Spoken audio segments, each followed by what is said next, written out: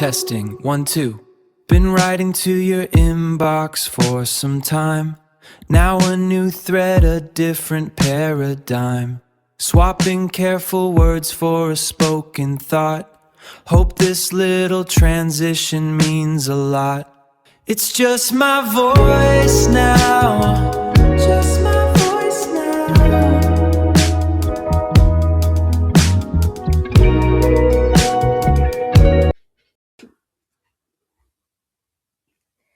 Hello, workflow warriors, automation enthusiasts, spreadsheet survivors, and everyone who's ever stared at a workflow diagram and wondered who looked at this and said, "Yep, that's perfect."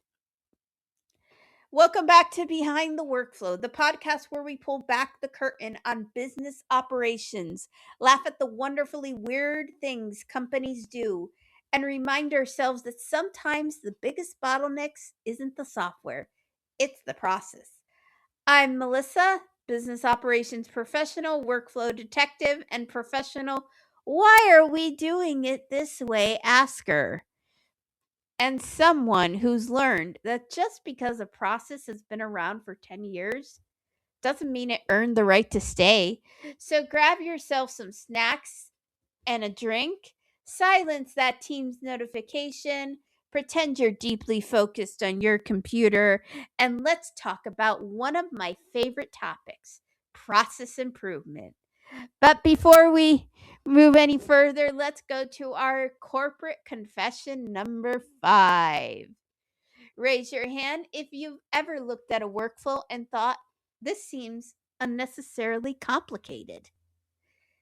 Then someone walks into the meeting, smiles confidently, and says, "Don't worry, we automated it." Everyone claps, leadership smiles, someone updates the project timeline on Monday.com. IT cautiously nods in approval. Meanwhile, the workflow itself is sitting quietly in the corner thinking, "I'm still terrible." It's like putting racing stripes on a shopping cart. Sure, it looks faster, but it's still headed toward the produce aisle. Previously on Behind the Workflow for episode number 1, we uncovered the hidden work that quietly keeps organizations running. For episode number 2, documentation, or as we learned, the thing nobody appreciates until Steve resigns. Episode number 3, the meetings, where calendars go to reproduce and agendas go missing. Episode number 4, file names, or corporate's longest running scavenger hunt. And today, we are going to dive into process improvement, or how businesses accidentally create problems, spend years living with them, then buy expensive software to avoid fixing them. And that brings us to the birth of every bad process. And it starts like this: someone creates a simple process, it works beautifully, everyone's happy. Then someone says, "Can we add one more approval?" Sure. The legal wants to review it, finance wants to review it, compliance wants to remove it, and there's somebody who retired 3 years ago who, for some reason, is still showing up on the approval list. Then someone says, "Can we add another spreadsheet to track this?" Absolutely. By year 5, ordering office supplies requires enough approvals to adopt a child.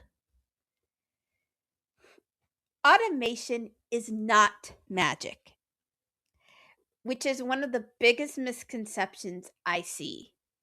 People think automation fixes broken workflows. It doesn't. Automation is basically caffeine for your process. Your process is healthy it gets more productive. If your process is a complete disaster, congrats. It's now a faster disaster. Imagine hiring the world's fastest pizza delivery driver to deliver pizzas to the wrong address. Sure, they're incredibly efficient. They're just incredibly wrong.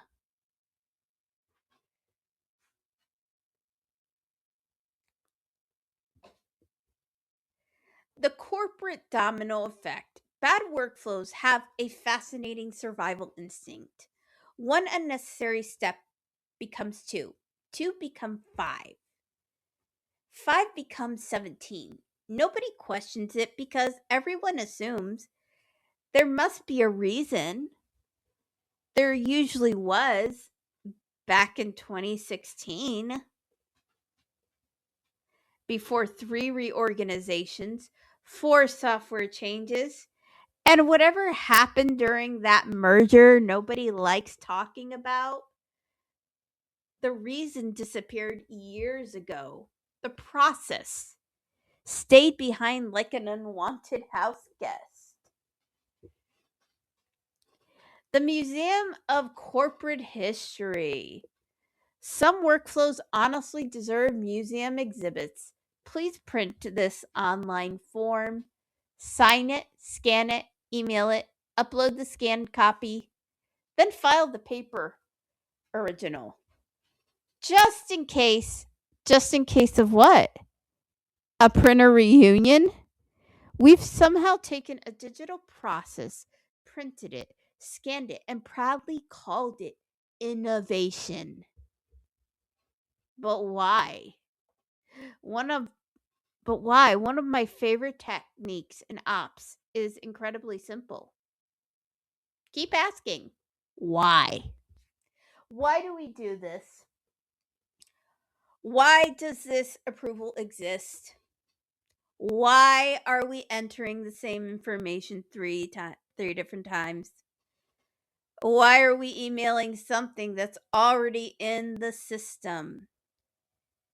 Usually around the 5th why, the room gets very quiet. Someone scratches their head. Someone else says, I've actually never thought about it. Exactly. In operations, one thing I've learned is this: the best process improvements rarely involve fancy software. I've seen teams save hours every single week simply by removing unnecessary approvals, combining duplicate tasks, creating better documentation, or putting information somewhere people could actually find it. No artificial intelligence.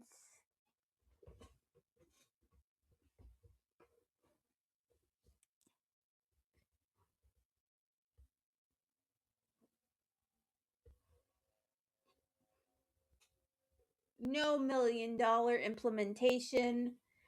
No dramatic launch event. Just make work easier. Sometimes the most powerful workflow improvement is deleting step 7. Nobody misses step 7. Step 7 doesn't even miss step 7. So before you automate anything, ask yourself, does this process actually make sense? Are we solving the real problem? Can we remove the steps instead of speeding them up? Will this make someone's job easier? Or are we simply teaching a robot how to waste time more efficiently? Because trust me, robots are excellent at following instructions. And that includes the bad ones too. The invisible heroes. Here's the funny thing about process improvement. Nobody notices it when it works. Nobody throws confetti because approvals dropped from 8 to 3. Nobody wins Employee of the Month because They eliminated duplicate data entry. Nobody hosts a parade because someone cleaned up the workflow. But everyone notices when work suddenly becomes less frustrating. Projects move faster, questions disappear, meetings get shorter. People stop saying, I'm waiting on an approval. That's what great operations looks like. It's almost invisible until it's missing. My final thoughts for this today is technology is incredible. Automation is amazing. And AI is transforming the workplace. But none of those tools can rescue a workflow that never made sense to begin with. Good operations isn't about just adding more, it's about removing what no longer belongs. Sometimes the best automation isn't automation at all. It's deleting 3 unnecessary steps, simplifying the process, and letting people get back to doing meaningful work. Now that's process improvement. So before we wrap up today, I want to hear from you. What's the funniest or most unnecessary process you've ever encountered?